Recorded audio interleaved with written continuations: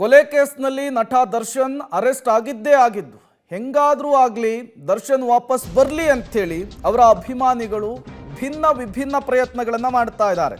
ಅದರಲ್ಲಿ ಈ ದೇವರ ಪೂಜೆ ಕೂಡ ಒಂದು. ಕಂಡ ದೇವರಿಗೆ ಅಭಿಮಾನಿಗಳು ಪೂಜೆಯನ್ನು ಮಾಡ್ತಾ ಇದ್ದಾರೆ, ಹರಕೆ ಕಟ್ಕೊಳ್ತಾ ಇದ್ದಾರೆ. ದಾಸರಹಳ್ಳಿಯ ಮಾರಮ್ಮನ ಸನ್ನಿಧಿಯಲ್ಲಿ ವಿಶೇಷ ಪೂಜೆಯನ್ನು ಮಾಡಿಸಿದ್ದಾರೆ ವೃದ್ಧೆಯೊಬ್ಬರು.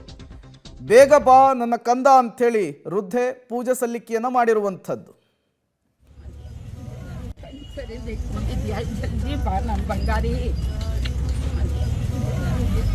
ಅದು ನಮ್ಮ ಮಕ್ಕಳೇ ಬಾಮ್ಮ, ಒಳ್ಳೇದಾಗಲಿ ಬಾರಚ್ಚ ಬಂದೇ ಬತ್ತೀಯ. ಮಾರಬ್ಬಿ ಶಕ್ತಿನೂ ಹಂಗೆ ಐತೆ.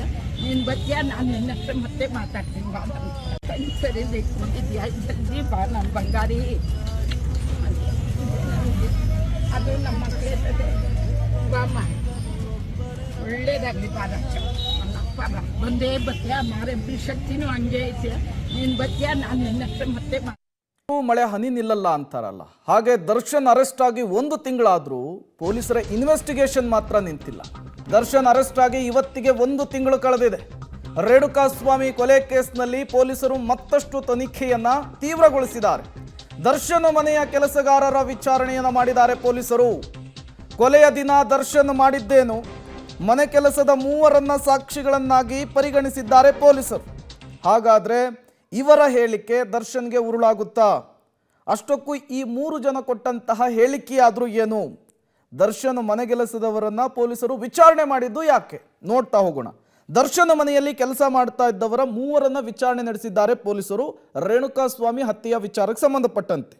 ಬಾಬುಲ್ ಖಾನ್, ಸುಶೀಲಮ್ಮ, ಅಮೀರ್ ಖಾನ್ ಇವರು 3 ಕೂಡ ದರ್ಶನ್ ನಿವಾಸದಲ್ಲಿ ಮನೆ ಕೆಲಸ ಮಾಡಿಕೊಂಡಿದ್ದವರು. ಇವರ ಇನ್ವೆಸ್ಟಿಗೇಷನ್ ಆಗಿದೆ. ಕೊಲೆಯ ದಿನ ದರ್ಶನ್ ಎಷ್ಟೊತ್ತಿಗೆ ಮನೆಗೆ ಬಂದರು ಅಂಥೇಳಿ ಪ್ರಶ್ನೆಯನ್ನು ಕೇಳಿದ್ದಾರೆ ಅವರಿಗೆ. ಅವರಿಂದ ಮಾಹಿತಿಯನ್ನು ತೆಗೆದುಕೊಳ್ಳುವಂತಹ ಕೆಲಸವನ್ನು ಪೊಲೀಸರು ಮಾಡಿದ್ದಾರೆ. ಘಟನೆ ನಡೆದ ದಿನ ದರ್ಶನ್ ಧರಿಸಿದಂತಹ ಬಟ್ಟೆಗಳು ಯಾವುವು, ಯಾವ ಕಲರ್ ಡ್ರೆಸ್ಸು, ಏನು ಹಾಕ್ಕೊಂಡು ಹೋಗಿದ್ರು, ಮನೆಗೆ ಅದೇ ಅವತಾರದಲ್ಲಿ ಬಂದಿದ್ರ, ಸಹಜವಾದಂತಹ ಪ್ರಶ್ನೆಯನ್ನು ಕೇಳಿದ್ದಾರೆ.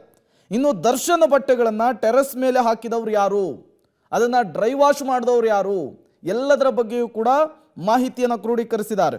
ಪೊಲೀಸರಿಂದ 3 ಸಾಕ್ಷಿದಾರರು ಅಂಥೇಳಿ ಹೇಳಿಕೆಯನ್ನು ದಾಖಲು ಮಾಡಿಕೊಂಡಿರುವಂಥದ್ದು.